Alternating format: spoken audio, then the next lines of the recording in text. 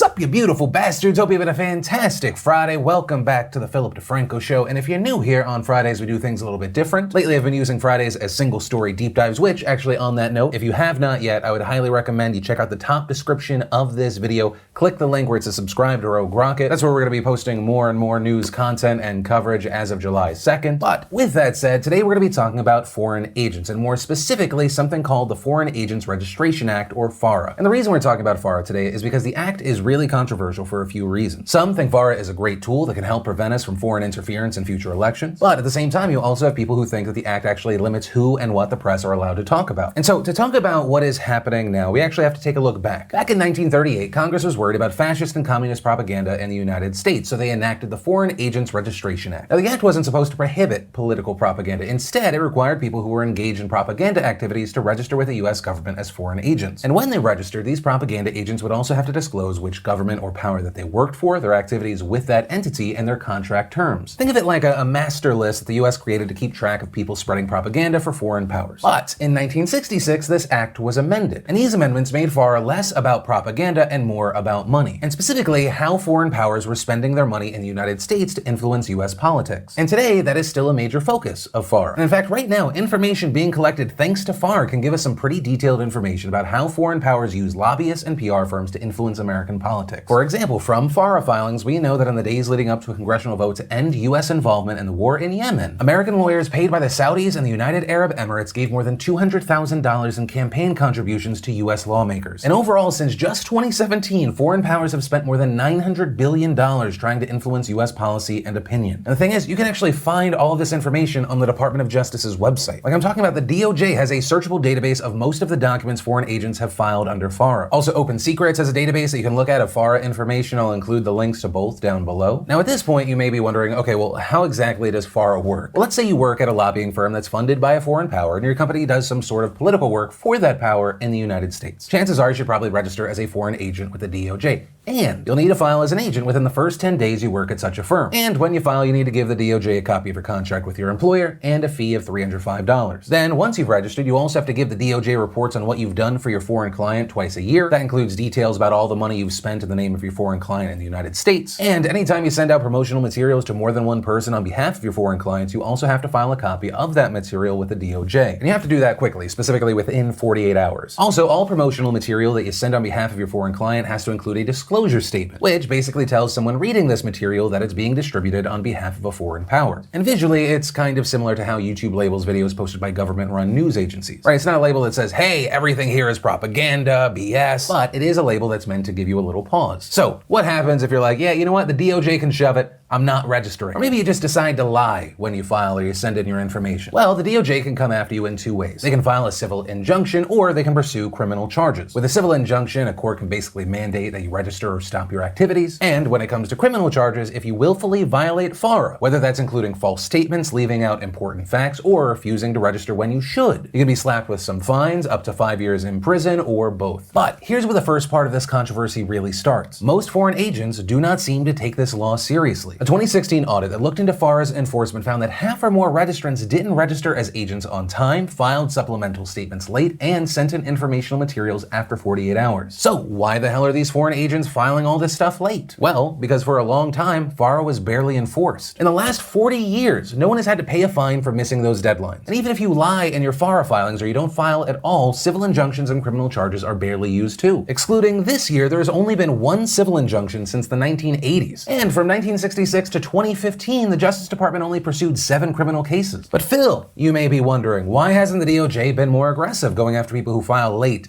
lie, or don't register when they should? Well, a huge reason is actually manpower. The 2016 audit found that there were only 8 people in the entire unit. And according to that audit, the unit spent most of its time just collecting filing fees, with the unit also noting in the audit that there were a limited number of criminal cases because they are really hard to prove. Criminal convictions require a person to willfully violate FARA, meaning in court not only did you have to prove that they violated FARA, but that they had intent. But complaints about under-enforcement might also be changing because the FARA unit has gotten bigger since 2016 and the DOJ is actually starting to enforce the act more. In the last 3 years, there have been 8 FARA criminal cases. And of particular note here, Special Counsel Robert Mueller's investigation brought 5 of those cases. And some were against people you might recognize like Michael Flynn, Rick Gates, Paul Manafort. And if you're thinking at this point, well, Phil, the Russia investigation is over and Mueller said that he's leaving the DOJ, so why the hell would we see this act used more? That is because there is a new head of the FARA unit. His name is Brandon Van Grack, and Van Grack was a former Mueller investigation special prosecutor. And so some people see this hiring as a sign that the FARA unit is going to have a greater focus on investigations and charges moving forward. Also, another reason FARA is being enforced more is because the FARA unit and the FBI are all on the same page now. This because the 2016 audit notes that some FBI agents were actually confusing FARA with another criminal statute. Section 951 of the US Code is called Agents of Foreign Governments. Right, so it's pretty similar sounding to the Foreign Agents Registration Act. But the big difference between Section 951 and FARA is that 951 actually deals with espionage-like behavior. So 951 is more about spies and less about lobbyists, lawyers, and PR people working legally in the United States. Also, another reason that we'll probably see FARA used more is because there seems to be another shift in how FARA is being used. Because lately, the DOJ is making a new group of people register as foreign agents.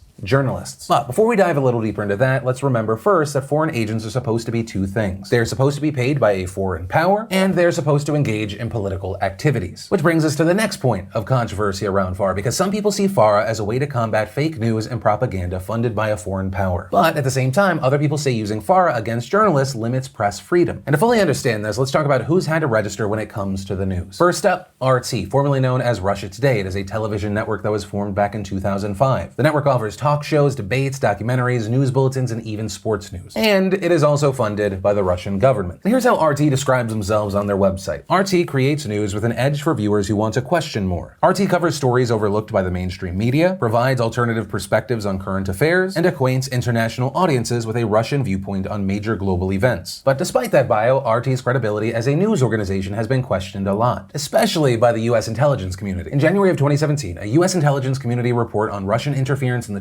2016 election claimed that RT was part of a Russian-owned state-run propaganda machine, with a report listing ways in which the intelligence community believed that RT conducted strategic messaging for the Russian government. And here are a few examples the report listed. RT's report often characterized the United States as a surveillance state and alleged widespread infringements of civil liberties, police brutality, and drone use. RT is a leading media voice opposing Western intervention in the Syrian conflict and blaming the West for waging information wars against the Syrian government. And RT has also focused on criticism of the US economic system, US currency policy, alleged Wall Street greed, and the US national debt. Some of RT's hosts have compared the United States to Imperial Rome and have predicted that government corruption and corporate greed will lead to US financial collapse. And like I said, those are just some of the examples. We'll link to the redacted unclassified report down below. Also, regarding this, the DOJ agreed with the US intelligence community that RT was producing propaganda backed by the Russian government. Because after that report was published, the DOJ told RT that they would have to register as a foreign agent. And in November of 2017, RT complied. And some people thought that this was a really positive step to stop Russian meddling. At the time, the acting assistant attorney general said, "Americans have a right to know who is acting in the United States to influence the US government or public on behalf of foreign principals." But not everyone has agreed that making RT register was a good thing. Columbia Journalism Review released an article titled "Propaganda or Not Forcing RT to Register Sets a Bad Precedent." And in the article they write, "Allowing any government, especially the current US administration, to determine what is journalism and what is not is a terrible idea that could have far-reaching consequences." And some were also concerned that the Trump administration could really use FARA to limit press freedom of outlets that provide unfavorable coverage. Because in the wake of RT's registration, the Executive Committee of the Congressional Radio and Television Correspondence Galleries revoked their press credentials, meaning RT journalists lost their press credentials to both the White House and Congress. And actually, another outcome of RT having to register has been some retaliation by Russia, because Putin actually created his own version of FARA in November of 2017, and international media outlets working in Russia now have to register as foreign agents there. Also, looking back to the United States, since 2017, RT is no longer alone. Sputnik, which is another Russian outlet, has had to register. Also, 2 Chinese outlets were ordered to register last year. And now there's also been a push by US lawmakers to require Qatar's Al Jazeera to register under FARA. In March of last year, 3 Democratic and 16 Republican congressmen sent a letter to then Attorney General Jeff Sessions arguing Al Jazeera was a, quote, state-controlled operation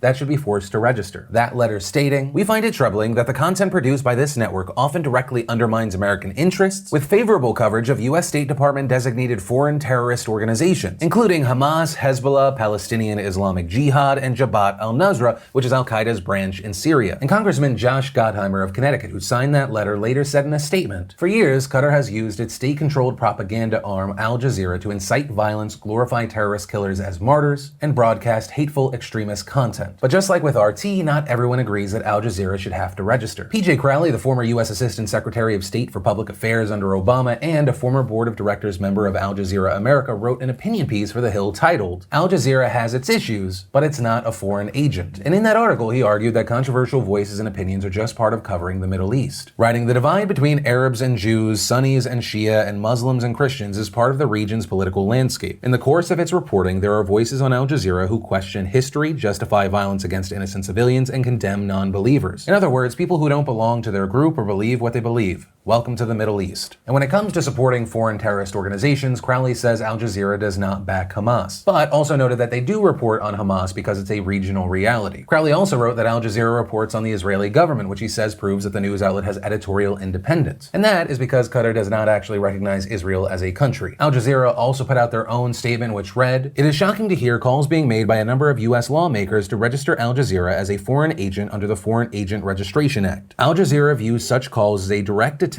to curtail media freedom and restrict journalists from carrying out their duties, a right enshrined in the Constitution of the United States of America. This call comes at a time when attacks on journalists and media organizations around the world are at an all-time high. Don't shoot the messenger. Journalism is not a crime." And as far as where things stand right now for Al Jazeera, the DOJ has not forced them to register yet, but that could of course always change. And understand, Al Jazeera and RT, they are just two examples of this larger conversation around FARA and freedom of the press. But also, obviously, this is all happening and updating at a very interesting time. We're coming up on another presidential election here in the States, and there are obviously fears about Russian interference. Hell, this past April, FBI Director Christopher Wray gave a speech to the Council on Foreign Relations where he warned that Russia is continuing to meddle in our elections. So it's obviously something we need to worry about, but there's also the question if FARA is the answer to those concerns, especially at a time when those in power use the term fake news for things that aren't fake, for news that's just negative about them. Right, and I say that noting that that's not just a Trump thing. Also, is this the beginning of a situation where other countries are all of a sudden going to make U.S. companies and other international companies have to register and go on a certain list, provide further information, possibly fuel suspicion that foreign news has to be fake? Or is it actually part of the solution if it's used as a precision tool? And I say and ask all of that because, of course,